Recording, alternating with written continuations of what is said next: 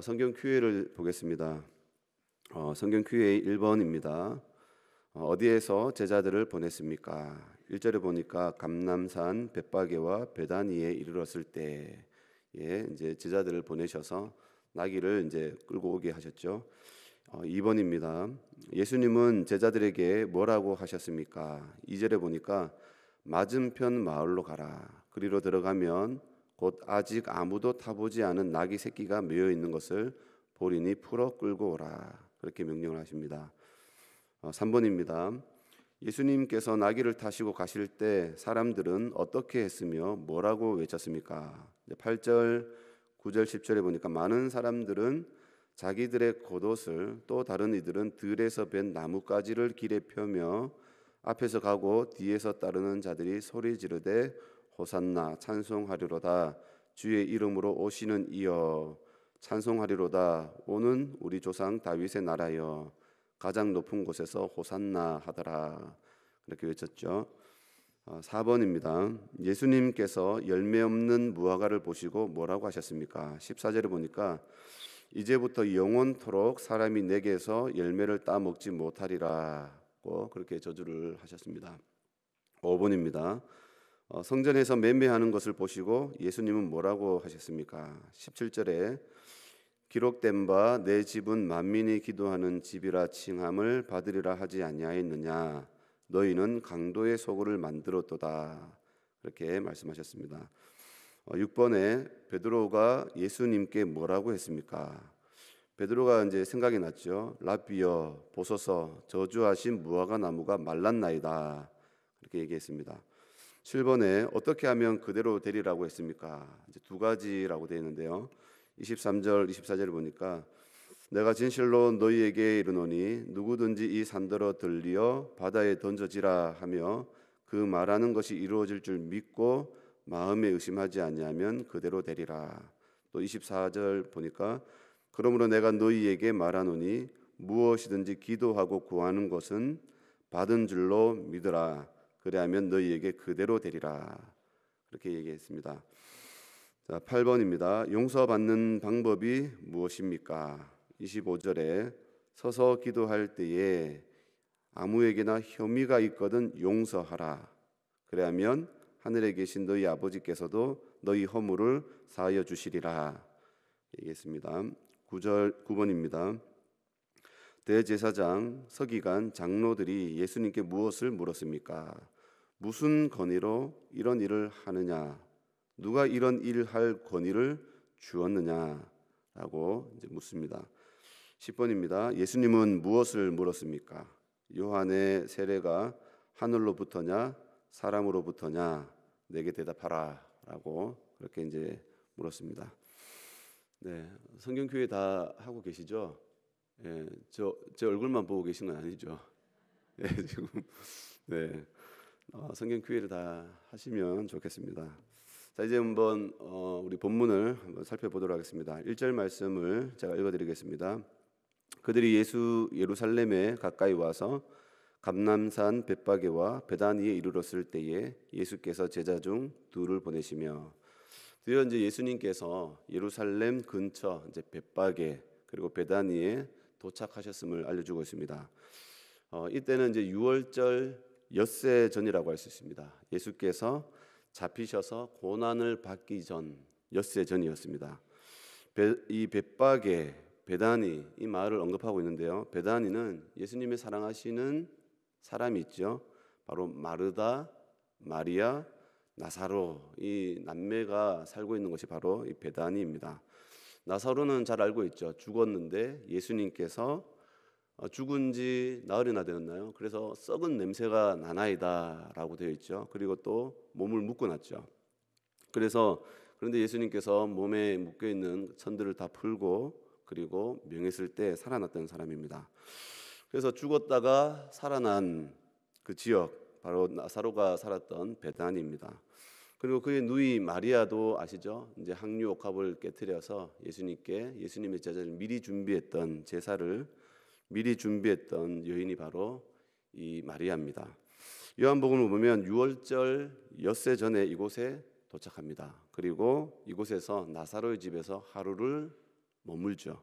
그리고 이제 예루살렘으로 올라가게 되는 것을 기록하고 있습니다. 그리고 이 베다니는 예루살렘과 거의 이제 근방입니다. 2.7km 정도 되는 거리이기 때문에 예루살렘 외곽 지역이라고 보면 될 것 같습니다. 그런데 본문을 보니까 이런 기록들은 이제 삭제하고 곧바로 두 제자 예루살렘으로 가서 이제 그 벳바게에 도착했다라고 기록하면서 두 제자를 보내시는 언급이 나오죠. 2절 3절 한번 보겠습니다. 이르시되 너희는 맞은편 마을로 가라. 그리로 들어가면 곧 아직 아무도 타보지 않은 나귀 새끼가 매여 있는 것을 보리니 풀어 끌고 오라. 만일 누가 너희에게 왜 이렇게 하느냐 묻거든 주가 쓰시겠다 하라. 그리하면 즉시 이리로 보내리라 하시니. 예수님은 이제 곧바로 예루살렘으로 입성하지 않고 두 제자를 보내시죠. 그리고 보니까 아무도 타보지 않은 나귀 새끼를 찾아서 발견하면 끌고 오라라고 이제 시킵니다. 여기서 보니까 아무도 타보지 않은 나귀 새끼라고 언급이 되어 있죠. 두 가지 이제 의미를 생각해 볼 수 있습니다. 하나는 사람이 이 타기 위해서 한 번도 길들이지 않은, 그러니까 야생의 성질을 그대로 가지고 있는, 나귀의 본성이 그대로 살아 있는 그런 날짐승이라고 해야 될까요? 그런 의미를 가지고 있습니다. 거기다가 나귀 새끼라고 되어 있죠. 그러니까 아직 사람의 손이 타지 않은 그런 것을 이렇게 명확하게 보여주는 그런 의미가 있습니다. 다시 말해서 이 나귀 새끼는 흠없고 순결한 가치를 지녔다라고 하는 것을 이제 보여주는 얘기입니다. 왜냐하면 민수기 19장 2절에 보면은 이런 얘기가 있습니다. 말씀이 여호와께서 명령하시는 법의 율례를 이제 이르노니 이스라엘 자손에게 일러서 온전하여 흠이 없고 아직 멍에 매지 아니한 붉은 암송아지를 네게로 끌고 오게 하고. 여기서 제사용으로 온전함 그리고 흠이 없는 적합한 짐승을 말할 때 온전하여 흠이 없고라고 말할 때 그 흠이 없는 종류 중에 아직 멍에 매지 아니한 붉은 암송아지죠. 암송아지 갓 태어난. 그래서 온전함, 흠 없는 순결함을 지니고 있는 것을 제사용으로 적합한 것이 바로 멍에 매지 아니한 암송아지, 송아지라고 얘기합니다. 그래서 본문에 나오는 이 나귀 새끼는 깨끗한, 사람 손이 타지 않은 순전한 흠이 없는 나귀, 이런 의미를 가지고 있습니다. 또 한 가지는 아무도 타보지 않은 나귀 새끼라는 말입니다. 이 말은 오직 예수님만을 위해서 오직 예수님만이 타실 수 있도록 하나님께서 섭리하시고 미리 준비하신 짐승이다라고 하는 의미를 가지고 있죠. 본문을 살펴보면 나귀 새끼 출처에 대해서 전혀 언급이 없습니다. 나귀 새끼가 누구 건지, 누가 거기다가 묶어 놨는지, 이 마태복음에는 나귀 새끼만 나오지 않고 나귀의 어미도 나오죠. 그래서 나귀와 나귀 새끼가 묶여 있는 것을 보리니 같이 끌고 오라, 그렇게 얘기 나오는데 도대체 누가 이 나귀 새끼의 주인인지 밝히지 않습니다. 다만 나귀 새끼를 지켜보는 사람이 있는데 제자들이 예수님이 말씀하신 그대로 가서 보니까 나귀 새끼가 묶여 있는 거예요. 그래서 이제 푸니까 왜 이렇게 하느냐라고 물을 것이다. 그러면 주가 쓰시겠다 하라 하면 즉각적으로 보낼 것이다 라고 말을 듣고 가서 그대로 하니까 그대로 예수님이 말씀하신 대로 그대로 이루어지는 거죠. 그래서 아무런 대꾸도 하지 않고 즉시 가져가도록 허락해 주는 것을 보게 됩니다. 그렇다고 예수님과 예수님의 이 두 제자가 미리 선수를 쳐가지고 나귀 새끼를 거기다가 사가지고 묶어놓은 것도 아니죠. 지금 있는 이 상황은 전혀 아무도 계획된 의도되지 않은 그런 행동이라는 사실을 성경은 지금 밝혀주고 있습니다. 그러니까 예수님과 제자들도 아무런 연고도 없고 이 나귀에 대해서 아무런 관련이 없는 상황이었습니다. 그렇다면 한 가지 의미를 드러내고 있죠. 보이지 아니하시는 하나님께서 예비해 놓았다는 거죠. 그것을 지금 이 본문이 밝혀주고 있는 겁니다. 그냥 나귀 새끼 끌고 와서 타고 가는 것이 아니라 하나님께서 이 모든 한 가지 모든 미션들을 드러내 놓고 계신다는 겁니다. 그러고 보니까 이제 실제적으로 스가랴 9장 9절에 이 사실이 미리 예언되어 있었다라고 하는 것을 드러냅니다. 시온에 따라 크게 기뻐할지어다. 예루살렘에 따라 즐거이 부를지어다. 보라, 네 왕이 네게 임하시나니 그는 공의로우시며 구원을 베푸시며 겸손하여서 나귀를 타시나니 나귀의 작은 것 곧 나귀 새끼니라. 이런 이 증명해 주고 있는 사실은 예수님은 구약의 예언대로 이스라엘을 구원하실 왕이다. 다윗의 자손이요 메시아 되신다는 사실을 지금 증명해 주고 있는 거예요. 그러니까 이 사실들을 통해서 두 제자들, 예수님의 제자들도 나귀 새끼를 들어서도 증거를 하게 되겠죠. 또 예수님은 나귀 새끼를 타고 입성하시면서 이 평화의 상징성을 드러내고 계십니다. 지금 이제 개성 장군처럼 이제 전쟁을 승리를 이끌고 이제 왕이나 장군이 이제 자기의 본성으로 들어갈 때 어떻게 들어가죠? 말을 타고, 그리고 뒤에는 많은 군사들을 거느리고 입성하지 않겠습니까? 그런데 예수님은 그 세상 군왕들이 드러내는 그런 권세들, 그런 위험의 면모들을 보여주시지 않고 오직 겸손하게 나귀 새끼를 타고 입성하신다는 겁니다. 그러니까 지금 이 본문에서 드러내시는 예수님의 모습은 막 위험차고 권위 있고 뭐 힘 있는 그런 것이 아니라, 권세를 가지신 분이 아니라 오히려 섬김을 받기 위해서 가시는 것이 아니라 섬기기 위해서 예루살렘으로 입성하고 계신다. 그리고 예수님께서 얘기하신 것처럼 자기 목숨을 많은 사람의 대성물로 주기 위해서 지금 들어가고 계신다는 사실을 사실 보여주고 계시는 말씀입니다. 그러니까 얼마나 예수님은 겸손하신 분으로서 평화의 어떤 그런 이미지를 가지고 입성하고 계신다라고 하는 것을 보여주고 있습니다. 그런데 당시 사람들은 겸손한 모습으로 오신 예수님의 이 모습을 보면서 환호성을 지르게 됐죠. 이 8절입니다. 본문 8절에 보니까 많은 사람들은 자기들의 겉옷을, 또 다른 이들은 들에서 벤 나뭇가지를 길에 펴며, 겉옷을 펴는 이 행위는 당시 왕이나 개선 장군들이 입성할 때에 존경의 표시를 가지고 하는 행동이라고 합니다. 그러니까 또 나뭇가지도 똑같은 의미를 가지고 있습니다. 9절에 보니까 앞에서 가고 뒤에서 따르는 자들이 소리 지르되 호산나 찬송하리로다. 주의 이름으로 오시는 이여. 호산나라고 하는 이 말은 우리를 구원하소서라고 하는 의미를 가지고 있습니다. 10절에 보니까 찬송하리로다. 오는 우리 조상 다윗의 나라여. 가장 높은 곳에서 호산나 하더라. 지금 군중들이 받아들이고 있는 예수님의 이미지가 뭐죠? 메시아입니다. 다윗의 자손으로 오실 예언된 메시아, 그 부분에 대해서 지금 인식을 하고 있죠. 그러니까 주의 이름으로 오시는 이여, 조상 다윗의 나라여 하고 가장 높은 곳에서 호산나 하고 외치고 있죠. 그러니까 다윗의 나라를 회복할 승리자, 왕으로 이해하고 있음을 지금 군중들의 그 이해하는 모습들을 성경은 보여줍니다. 그런데 뒤에 가면 이 사람들이 어떤 모습으로 바뀝니까? 열렬히 영접했던 무리들이 갑자기 돌변해서 예수님을 십자가에 못 박으소서, 예수님을 십자가에 못 박으소서 소리치는 폭도로 변해버리는 것을 보게 됩니다. 그러니까 완전히 그 냉탕과 온탕을 완전히 뭐 왔다 갔다 하는 아주 이중성의 모습을 보여주는 군중의 모습들이죠. 왜 이런 급격하게 돌변한 모습을 보여주고 있죠? 자신들이 생각했던 예수님의 모습이 아니었다는 겁니다. 군중들이 생각하는 예수님은 정치적인 해방을 가져다 줄 위인으로 생각했죠. 도탄에 빠진 나라를 구원해 줄 왕으로 생각했습니다. 자신들의 필요를 채워줄 수 있는 능력을 가진 사람, 히어로죠. 그러니까 자신들의 삶을 완전히 역전시켜줄, 로마의 압박에서 구원해줄 그런 메시아로 생각했는데, 그런데 아니더라는 겁니다.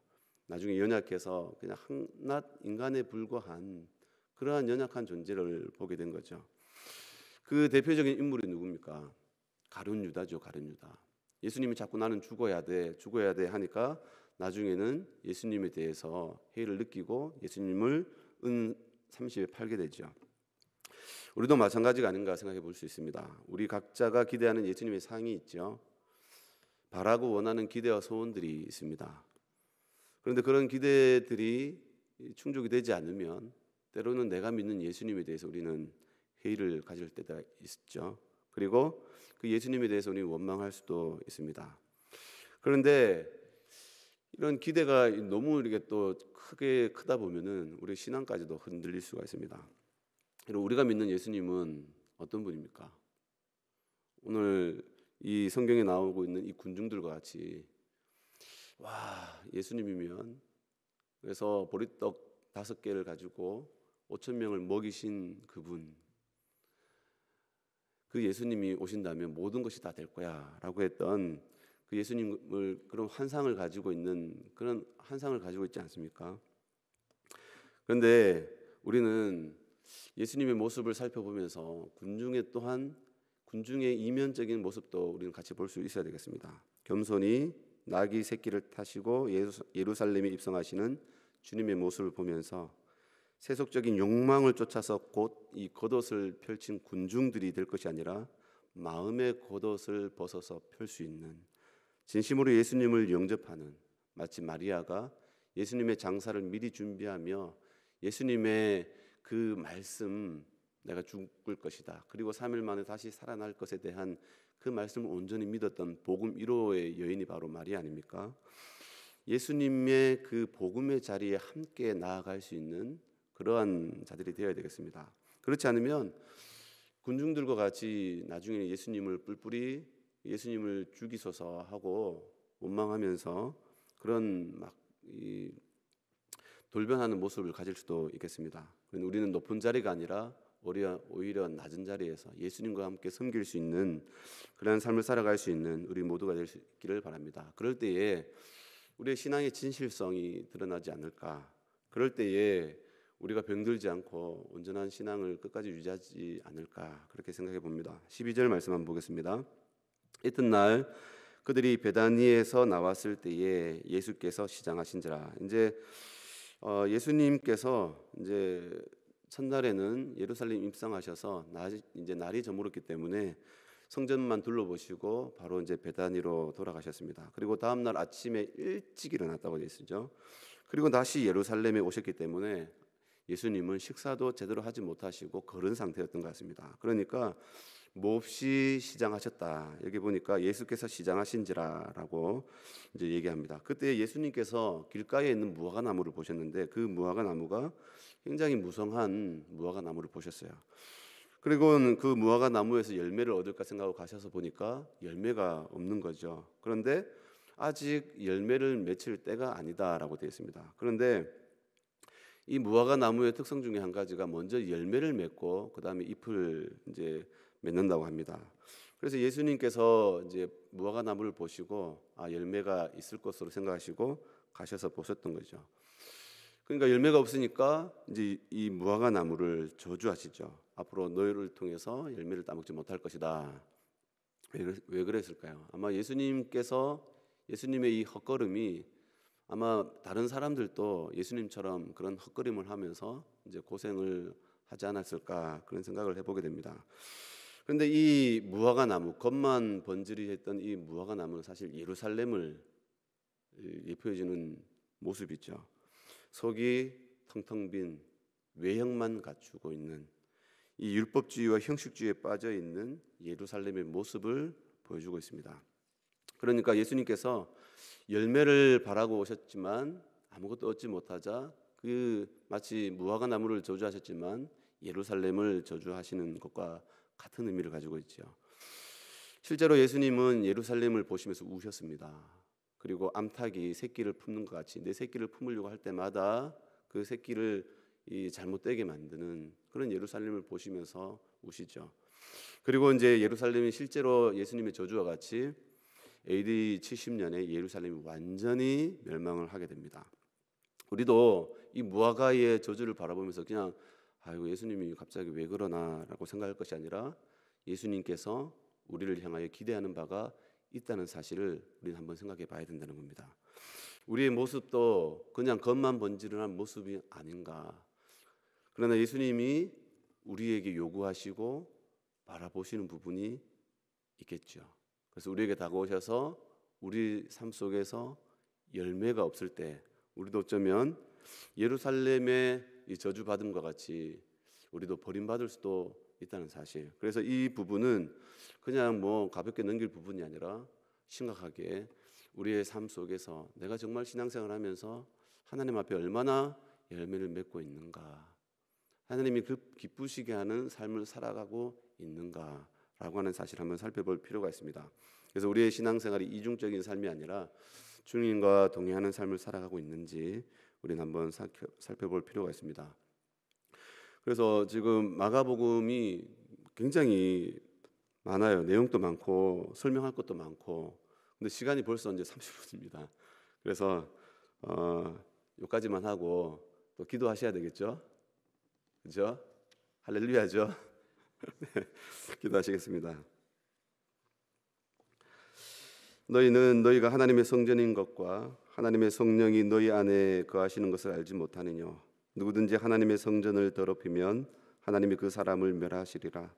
하나님의 성전은 거룩하니 너희도 그러하다고 하신 말씀을 기억합니다. 주님 예루살렘 성전을 들어가셔서 성전 속에 강도의 소굴과 같이 하나님 앞에 기도하는 집이요 예배하는 초소로 드려져야 될 곳이 더럽혀져 있는 것을 보시고 성전을 깨끗하게 하시는 예수님의 모습을 봅니다. 주님, 우리의 심령도 오늘 말씀과 같이 깨끗하게 해주시기를 원합니다.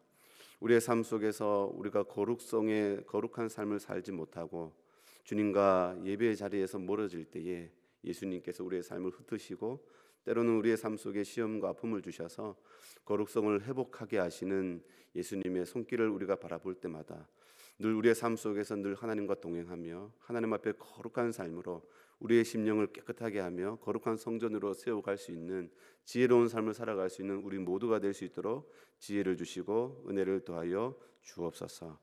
주님, 우리의 삶 속에 늘 간섭하여 주시고 함께하여 주셔서 자나로 치우치지 않도록 도와주시고 늘 주님의 복음 가운데에서 주님과 동행하는 삶을 살아갈 수 있도록 인도하여 주시옵소서. 이 새벽에도 하나님 앞에 기도합니다. 주님, 성령의 충만한 은혜로 우리를 붙들어 주셔서 우리가 마땅히 구할 바를 알지 못하는 그때에도 말할 수 없는 탄식으로 간구하시는 성령의 도우심과 은혜를 통하여서 세움 받을 수 있도록 인도하여 주옵소서. 이 새벽에도 하나님 앞에 예물을 들어 올려드립니다. 드려지는 손길 가운데 또한 하나님 앞에 올려드리는 기도 제목이 있사오니 구하는 기도와 같이 응답하여 주옵소서. 주께 감사드려오며 거룩하신 예수님의 이름으로 기도드리옵나이다. 아멘.